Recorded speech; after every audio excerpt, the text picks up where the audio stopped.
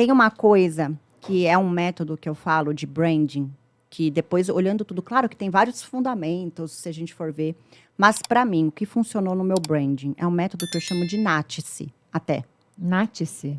Que eu falei, meu, como é que eu faço? Porque eu aprendi a fazer branding, marketing, não foi fazendo curso, não foi lendo livro, foi intuitivo, foi conhecendo a minha marca e querendo criar expansão de consciência da marca.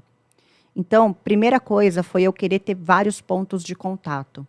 Então, eu comecei a dar muitos cursos, atender muitas clientes, mas eu queria atravessar as fronteiras. O que eu fiz? Criei um projeto chamado Filiados. Esse projeto de filiados, eu recrutei alunos que já estavam com a técnica avançada e falei, agora você é um habilitado com a minha técnica. Brilha. Aí as pessoas iam na cidadezinha da Bahia, ela era uma afiliada minha. Então, a profissional que estava crescendo, ela era afiliada à Natália Beauty. E as pessoas falavam, quem é a Natália Beauty? Da onde veio? E aí, imagina isso espalhado no mundo todo, em vários países, filiados à Natália Beauty. Fez com que muita gente conhecesse a marca de uma vez. Primeira tacada. E eu não sabia que geraria essa estratégia. Mas com esses pontos de contato, eu lancei os produtos. Daí eu falei, bom, já chego em forma de imagem, eu quero levar o produto físico para essas pessoas todas. E daí criei uma linha de produtos para abastecer todo mundo, para abastecer toda a linha Pro de profissional e filiado. E foi muito bom, porque uma pessoa que não tinha feito o meu curso, por exemplo, que talvez não tivesse condição, comprava o meu pigmento. E ela, então, já fazia parte do universo Natália Beauty, de alguma forma. Então, fui criando várias formas de trazer consciência de marca das pessoas. Depois, eu fiz o NATCE, né? Eu entendi que um branding, ele tem que ter narrativa. Então, narrativa, storytelling, é uma das coisas mais importantes para conectar a pessoa com a sua marca. Então, eu comecei, primeiro, tudo são histórias. Aí, eu fiz um arsenal de histórias. Eu tenho no meu bloco de notas, por exemplo, uma nota que chama Arsenal de História. Por quê? Porque sabe aquela história que a gente conta para o nosso amigo, às vezes, no momento descontraído? É uma história que você pode linkar com algo da tua marca e contar para as pessoas. Só que a gente esquece as histórias, então eu criei um arsenal de histórias. Então, e eu uso a narrativa. Como é que eu uso a narrativa? Eu conto detalhe. Então, não é simplesmente contar uma história. Quando eu vou contar uma história para entender como que eu faço a narrativa, por exemplo, no Stories, para conectar a pessoa e fazer ela ficar até o fim, por exemplo, de algo que eu quero contar. Eu conto, gente, deixa eu contar uma história para vocês. Quando eu estava lá no fundo do poço, que eu tinha acabado de voltar a morar em São Paulo, perdida, eu fui atrás de uma cartomante. E uma cartomante que eu falei, bom, ela vai ler a minha vida, vai me dar dica. Porque quando a gente está perdido, você não sabe. Qualquer coisa que te falam, você fala, opa, deixa eu ouvir. Por mais que depois eu entendi que eu não tinha que seguir nada. Mas passou um momento ali que eu fui buscar outras coisas e que eu ouvi uma cartomante. Aí eu peguei o meu ônibus, então eu vou dando detalhes. Peguei o ônibus, fui até a cartomante, era longe demais. Né, era uma salinha, e eu lembro que eu entrei lá, tinha um monte de santo, um monte de coisa na parede. Então, vejam, eu estou dando detalhes. Por quê? Qual que é a magia do storytelling? Fazer a pessoa que está te ouvindo se imaginar na história. Então, como é que eu faço para ela se imaginar na história? Dando detalhe de tudo. Então, eu cheguei na salinha, estava cheio de santinho, cheio de coisa, toda enfeitada. Ela fumava o tempo todo. Eu falava, meu, o que eu estou fazendo aqui? Daí ela começou a me falar coisas. Aí eu saí mais perdida do que eu entrei, porque é assim, né? Você sai mais perdida do que você entrou para buscar resposta. Daí eu estava voltando para casa, estava sentada no ônibus, olhei para a janela, do nada, olhei pela janela e vi um outdoor azul. Todo azul, assim, na avenida. Aí estava escrito assim, com fonte branca, né? Não tinha mais nada escrito. Só tinha uma frase assim, o céu continua azul, vírgula, e você sabe disso. Olha que forte, se não foi Deus que mandou aquela mensagem. Não tinha nada no outdoor, só tava essa frase. Eu falei, mano, Deus mandou falar isso para mim, não é possível, porque naquele dia eu falei, meu, é verdade. O mundo vai continuar girando, as pessoas vão continuar vivendo, o céu vai continuar azul.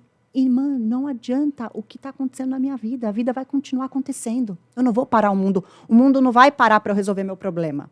O mundo vai continuar girando, o céu vai continuar azul. E a gente sabe disso. Naquele dia virou uma chave na minha vida. Eu falei, cara, é verdade. Então deixa eu correr atrás aqui, porque ninguém vai parar para esperar eu resolver meu problema, não. Então vejam, eu conto a história, né, eu vou gerando expectativa do final dela. Então, o storytelling tem que gerar expectativa, tem que gerar curiosidade, tem que fazer a pessoa querer ver até o final para ela ver o desfecho. Daí, depois do desfecho, eu venho uma mensagem, um insight da história. Então, a história não pode ser contada só a história. Ela tem que ter elementos, ela tem que ter detalhes, ela tem que fazer a pessoa se sentir parte da história, tem que fazer a pessoa ficar curiosa pelo desfecho e, no final, você trazer um insight. E storytelling, gente, contem de forma lúdica. Contem sem usar palavras difíceis, porque 90% das pessoas têm uma linguagem simples e ok, e é isso mesmo. Quando a gente quer enfeitar demais, as pessoas não se conectam. Então, quando eu falo gíria, até quando eu falo palavras erradas, propositalmente, às vezes, conecta e gera engajamento. Porque as pessoas vão lá e me corrigir. Às vezes eu coloco uma palavra simples, errada, todo mundo responde. É isso, é isso, é isso. Só que é bom, porque me gera o quê? Engajamento. E quando a pessoa, ela se conecta com você ali, ou ela responde o story, ou ela vê, você já fica aparecendo primeiro para ela. Então, quanto maior engajamento eu tiver, independente de como seja, mais fácil vai ser dessa pessoa me ver ali na bolinha, falando de Instagram, por exemplo. Daí tem o storytelling, da narrativa, que é muito importante. Por exemplo, a Disney. A Disney faz muito sucesso. Por quê? Porque são histórias o tempo todo. Histórias vendem. E aí, numa história dessa que eu contei agora, eu finalizo falando que o mundo não vai parar para a gente resolver os problemas, que ano que vem, ela vai se arrepender por talvez não ter tomado uma decisão hoje. Como é que vai estar ano que vem, daqui a um ano? Você vai olhar para o dia de hoje. Não era melhor você ter tomado algumas decisões? Você que quer fazer o curso, está insegura. Então, eu trago um gatilho mental para ela de emergência. Do tipo, eu tenho que fazer alguma coisa. O mundo não vai parar para eu resolver os meus problemas. O mundo não vai parar para eu falar que vou começar algo. Tem que ser agora. A narrativa ela é muito potente, ela é muito poderosa. Narrativa. E a narrativa envolve o brand inteiro, né? Porque hoje eu tenho a narrativa da história da Natália, eu tenho a narrativa do pijama, eu tenho a narrativa do rosa, tenho a narrativa das flores, tenho a narrativa do lúdico, tem a narrativa da cerveja rosa que a gente fez, tem tudo. Tudo vira branding com história. Quando eu vou lançar um projeto novo, uma marca nova, ou uma empresa nova, eu penso, tá, qual vai ser o storytelling que eu vou contar desse projeto? Se não tem storytelling, se não tem link com a minha vida, eu não consigo lançar algo. Tem que fazer parte do meu storytelling. Eu sou muito apegada na narrativa. Depois vem a autenticidade, no método Nátice. A autenticidade não adianta. Se você quer se destacar, e hoje não é mais você tem que ser visto para ser lembrado. Esquece essa frase. Você tem que ser notado para ser lembrado. E a gente só é notado quando a gente é a gente mesmo, quando a gente é autêntico, quando as pessoas olham para você e falam, cara, ela é diferente. Por quê? Porque ela é ela. Ela não quer se vestir uma armadura para ser uma outra pessoa, se vestir cheia de padrão, porque aí ela acaba sendo mais do mesmo. E hoje o mundo pede autenticidade. As pessoas gostam de pessoas que têm coragem de ser elas mesmas. E ser nós mesmos exige coragem. Coragem para lidar com medo, com vulnerabilidade, com erro, com falha, com o julgamento das pessoas. Então, a gente tem tanto medo de ser julgado que a gente acaba virando a manada, todo mundo. Então, quando eu comecei a ser autêntica e, assim, ser do meu jeito, com boa intenção, porque eu acho que tudo que tem boa intenção, seja você. Quando você sabe que a intenção que nasceu lá no fundo do seu coração, ela é pura, ela vai fazer bem para você, vai fazer bem para os outros, faz, acredita. Essa é a maior premissa para mim quando a gente vai fazer alguma coisa. Quando algum colaborador chega em mim e fala alguma coisa, eu falo, a sua intenção foi boa? Então, ok. Se a intenção é boa, não tem problema. Às vezes acontece alguma coisa, muda alguma coisa no meio do caminho, mas se a intenção é boa, ok, vai e faz. Então, a autenticidade, ela conecta as pessoas, porque as pessoas querem pessoas corajosas. E a autenticidade na narrativa, a autenticidade, por exemplo, de ter usado rosa, acreditada no rosa na empresa, naquela época não era tão legal. Era uma coisa que não trazia credibilidade por ser rosa. Então, as flores em tudo também foram coisas intuitivas e autênticas. A sala, por exemplo, quem vai na empresa hoje, ela vive experiências lá lúdicas, diferentes. Por exemplo, ela vai no banheiro, tem uma plaquinha na porta escrito Sala do Alívio. Cara, é uma placa, porque é verdade, o banheiro ele é um alívio. Você vai no banheiro lá, você se sente aliviado.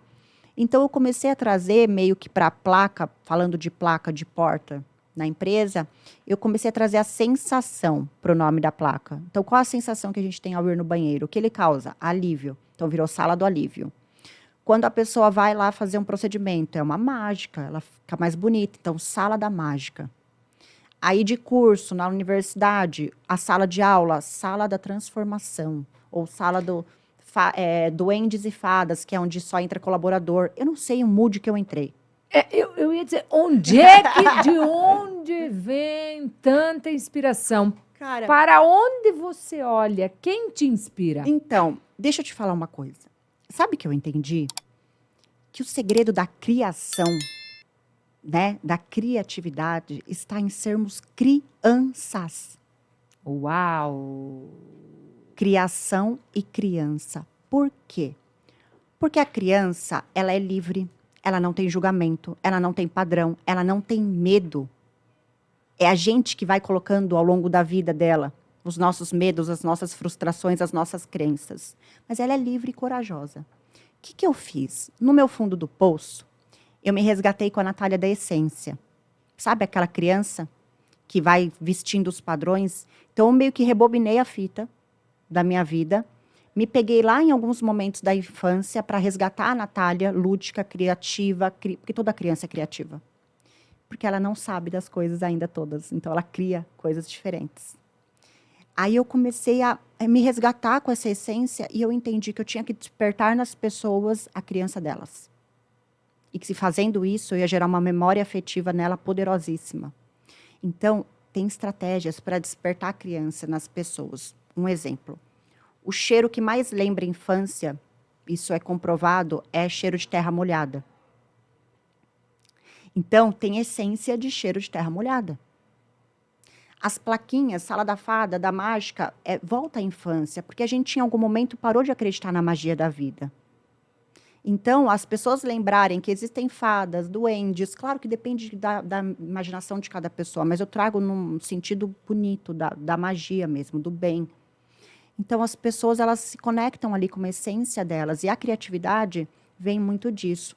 Então, por exemplo, o pijama, que as alunas vestem todas o mesmo pijama, traz sensação de sala de aula, de uniforme escolar. Uhum.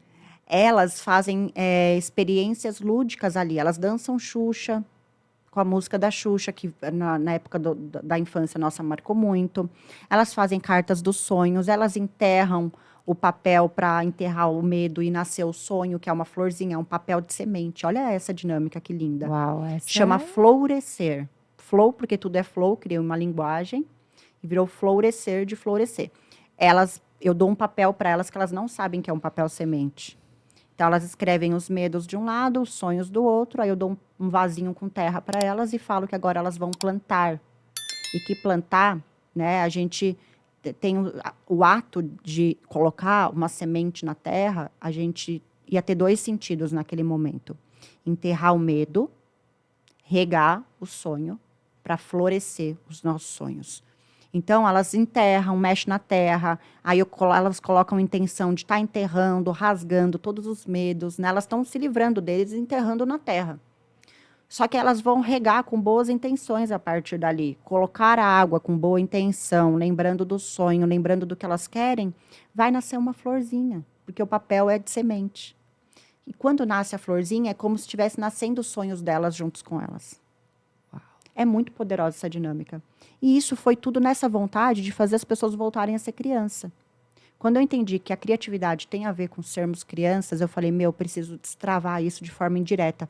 Não adianta eu falar para uma pessoa que ela tem que ser lúdica, que ela tem que voltar a ser criança. Eu tenho que criar sensações em que lembrem da infância dela. Que aí ela resgata essa força. E foi isso que eu fiz.